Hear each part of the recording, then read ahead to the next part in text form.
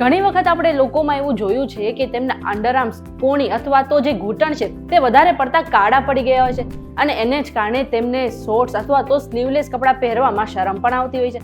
હવે જો તમારી સાથે પણ આવું થયું છે અથવા તો તમારી આસપાસના લોકો જે છે, તમારા મિત્રો છે, તેની સાથે આવું થયું છે તો તેમને આ વિડીયો શેર કરી દેજો, કારણ કે આજના વિડીયોમાં હું તમને થોડા એવા ઘરેલું નુસ્ખા જણાવીશ જેને અજમાવીને તમે કોણી અને ઘૂંટણની જે કાળાશ છે તેને ઘરે બેઠા આરામથી દૂર કરી શકો છો. તમે આવી ગયા છો વીટીવી ડિજિટલ પર અને મારું નામ છે મેઘા. હવે આજે તમારી કોણી છે, ઘૂંટણ છે અને અંડરઆર્મ્સ છે તેની કાળાશને દૂર કરવા માટેનો સૌથી પહેલો ઘરેલું નુસ્ખો છે નારિયેળ તેલ. હવે આ જે નારિયેળ તેલ છે એ ડેડ સ્કિન સેલ્સને દૂર કરે છે અને તમારી ત્વચાને ગોરી બનાવે છે. એટલા જ માટે તમે નાહીને જે નારિયેળ તેલના થોડા ટીપા છે એ તમારી કોણી અથવા તો ઘૂંટણ ઉપર તમે 15 થી 20 મિનિટ સુધી તેનાથી માલિશ કરી શકો છો અને પછી તમે આ જે નુસ્ખો છે એ દિવસમાં 3 થી 4 વખત અજમાવી શકો છો.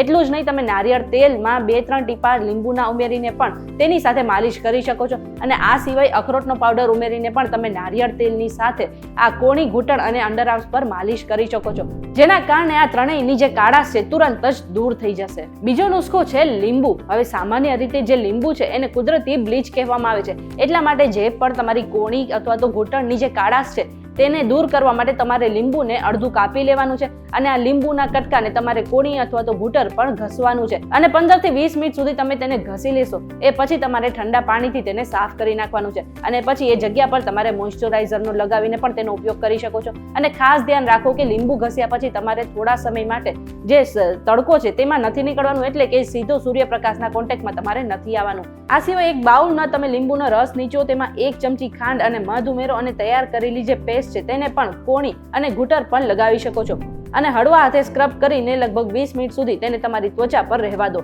એ પછી ઠંડા પાણીથી તેને સાફ કરી લો. ત્રીજો નુસ્ખો છે દહીં. હવે સામાન્ય રીતે દહીંમાં જે એસિડ હોય છે તેના કારણે એ તમારી જે ત્વચાની કાળાશ છે તેને તુરંત જ દૂર કરી શકે છે.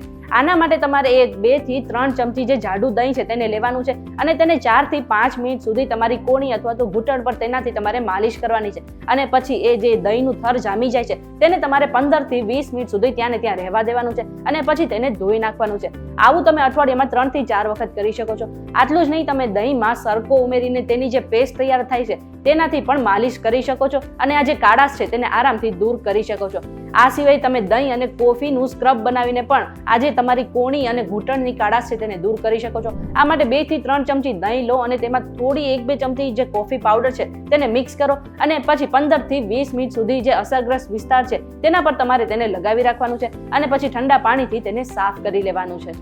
આ સિવાય કાળાશને દૂર કરવા માટે તમે હળદરનો ઉપયોગ પણ કરી શકો છો. હવે જે હળદર પાવડર છે તેમાં તમારે લીંબુના રસ ઉમેરવાનું છે અને તેને એક પેસ્ટ બનાવી લેવાની છે. એ પછી જે પેસ્ટ છે એ તમારે કોણી અથવા તો ઘૂંટણ પર લગાવવાની છે અને 15 થી 20 મિનિટ સુધી એ જગ્યા પર સ્ક્રબ કરવાનું છે. એ પછી તમારે તેને સાફ કરી લેવાનું છે. આ સિવાય તમે 1 ચમચી હળદરના પાવડરમાં મલાઈ મિક્સ કરી શકો છો અને તેનું જે પેસ્ટ બને છે તેને ત્વચા પર લગાવો અને 20 મિનિટ સુધી રહેવા દો અને સુકાઈ ગયા બાદ તેને આરામથી તમે ધોઈ શકો છો. આ સિવાય તમે નારિયેળ તેલ અને હળદરની પેસ્ટ બનાવી શકો છો. આટલું જ નહીં, નારિયેળ તેલ અને એલોવેરાનો ઉપયોગ પણ આ કાળાશને દૂર કરવા માટે કરી શકો છો.